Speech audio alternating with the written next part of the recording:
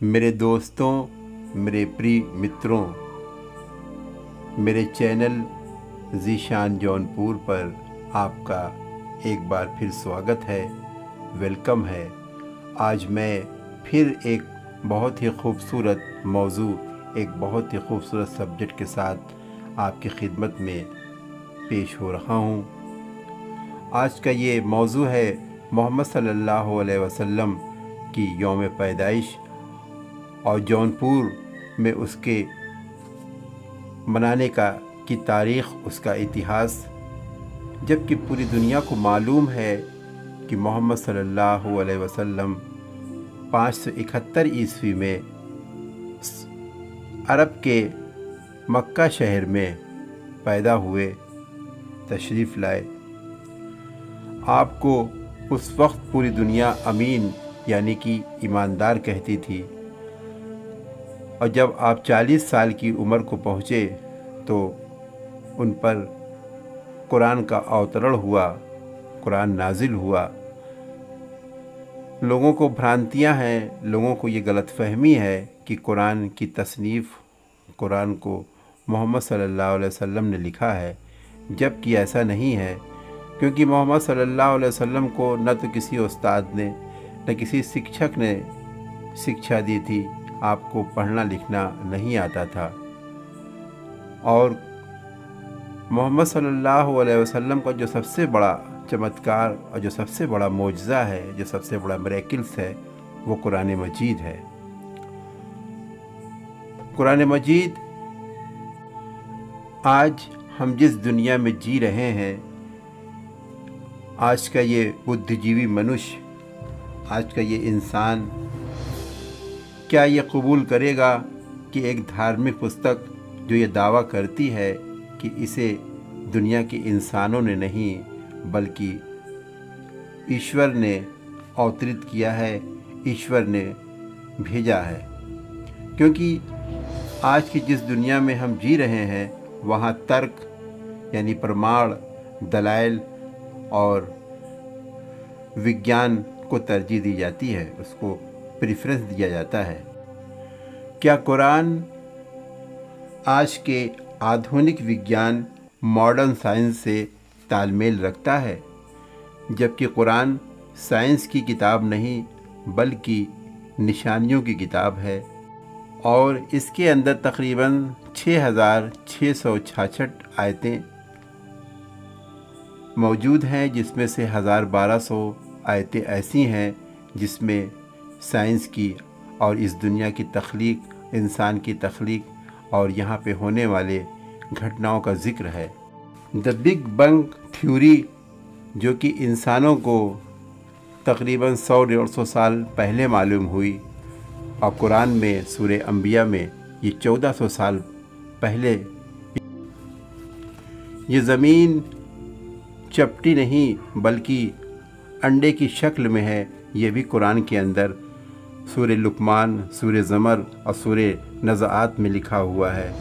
चाँद अपनी रोशनी से नहीं बल्कि सूरज की रोशनी से चमकता है, ये भी कुरान के अंदर ज़िक्र है। एम्ब्रोलॉजी, जिसे भ्रूण विज्ञान कहते हैं, जिसमें इंसान की तख्लीक, कि इंसान दुनिया में आने से पहले किन किन मराहिल से गुज़रता है, इसका ज़िक्र भी कुरान में मौजूद है। सूरह नहल। सूरज, चाँद और तमाम प्लैनेट्स, ग्रह जिसे सैयारा भी कहते हैं, वो अपनी अपनी आर्बिट में, अपने अपने मदार में तैरते हैं। ये पारा 17 में सूरह अंबिया आयत नंबर 33 और पारा 23 में सूरह यासीन आयत नंबर 40 में मौजूद है। इस तरह बहुत सी चीज़ें कुरान के अंदर मौजूद है। इस छोटे से वीडियो में उसको बताना मुनासिब नहीं है, और ये है कुरान की हकीकत। हमने कुरान को ज़िंदगी से नहीं बल्कि मरने से जोड़ रखा है। जब किसी का इंतकाल होता है तभी हमारी अलमारियों से, हमारी ताकों से कुरान को जुज़दान से निकाला जाता है और उसकी तिलावत होती है।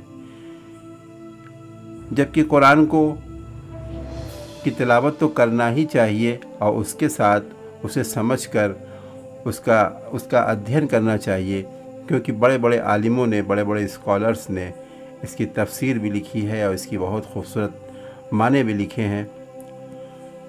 پوری دنیا کو ہم بتائیں، جس طرح محمد صلی اللہ علیہ وسلم کے جنم دن اور ان کی یوم پیدائش کا جشن مناتے ہیں، اسی طرح ہم قرآن کو سمجھیں اور دنیا کو سمجھائیں کہ یہ دنیا کا آخری پیغام ہے دنیا والوں کے لیے اللہ کا، اور یہ صرف مسلمانوں کے لیے نہیں بلکہ پوری مانوتا، پوری انسانیت کے لیے ہے۔ ہمارے بزرگوں نے محمد صلی اللہ علیہ وسلم کے پیغام کو پہنچانے کے لیے بہت کوشش کی۔ صدیوں پہلے جن بزرگوں نے اس جلوس کی بنیاد ڈالی، اس میں زیادہ تر لوگ تحریک آزادی کے، بھارت کے سوتنترتا سنگرام میں بڑھ چڑھ کر حصہ لے رہے تھے۔ اس میں سر فہرست جنگ آزادی کے سپاہی حضرت نظام الدین صدیقی، جنہیں لوگ سودیشی بھی کہتے ہیں، یہ نہرو اور گاندھی کے ساتھ جنگ آزادی میں کئی بار جیل بھی جا چکے تھے۔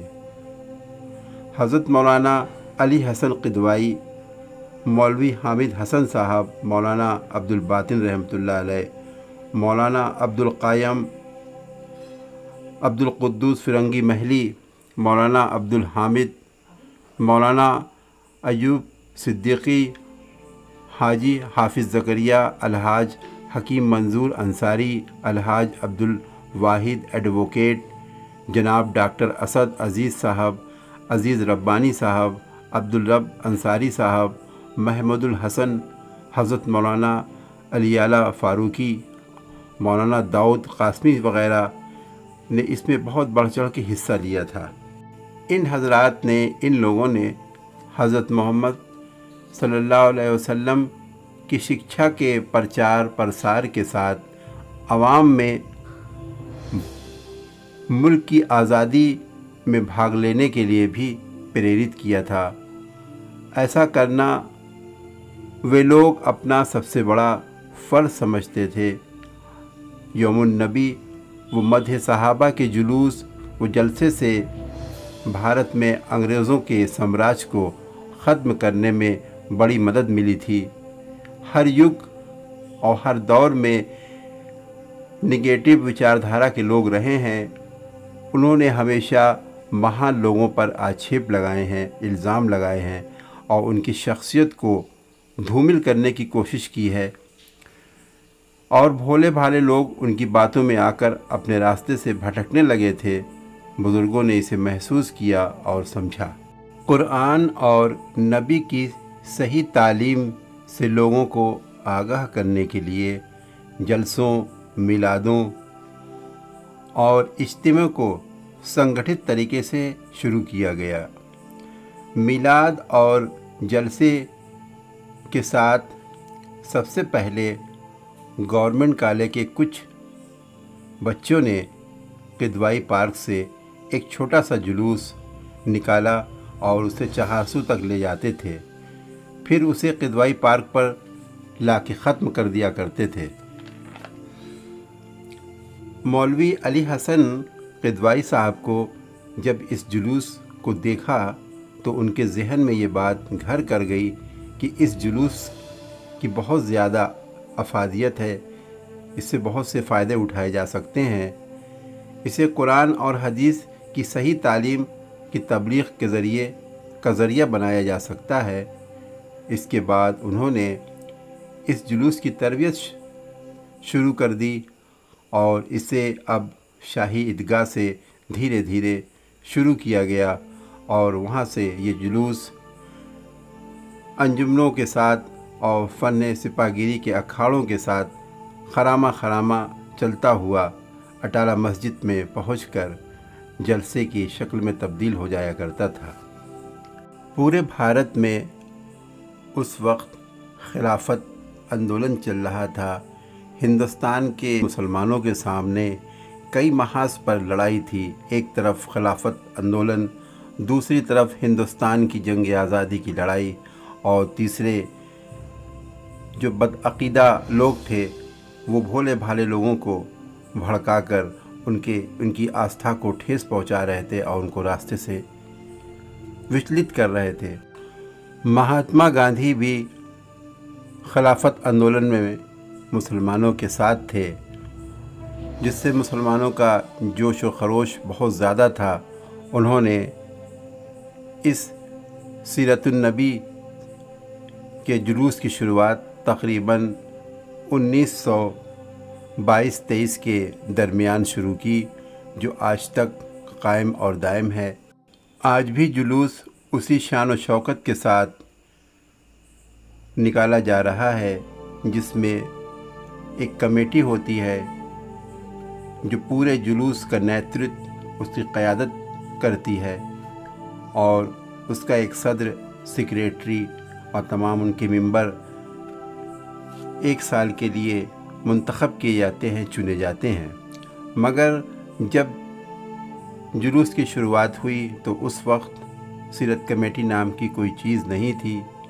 कौम का कोई रहबर, कोई पढ़ा लिखा मोतबर इंसान पूरे जुलूस की क़यादत करता था, और मोहतरम मुनीर इंजीनियर साहब ने सीरत कमेटी की शुरुआत की और 1976 में सीरत कमेटी के पहले सदर मुंतखब हुए। उनकी सदारत में जुलूस की गोल्डन जुबली मनाई गई।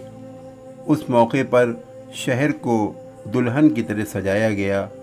हाथी, घोड़े, ऊंट जुलूस में आगे आगे चल रहे थे और उनके पीछे अंजुमने और अखाड़े थे।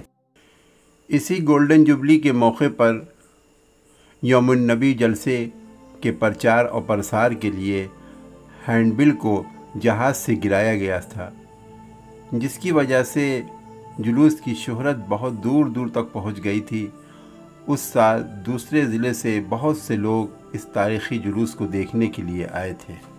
उस वक्त आज की तरह सोशल मीडिया नहीं थी, और प्रचार प्रसार के लिए, नश्र व इशाअत के लिए किसी भी प्रोग्राम को दूरदर्शन पर दिखाना बड़ी बात समझी जाती थी। मुझे याद है कि पॉलिटेक्निक जौनपुर के मैदान में स्वर्गीय इंदिरा गांधी की आमद हुई थी, उनका आगमन हुआ था।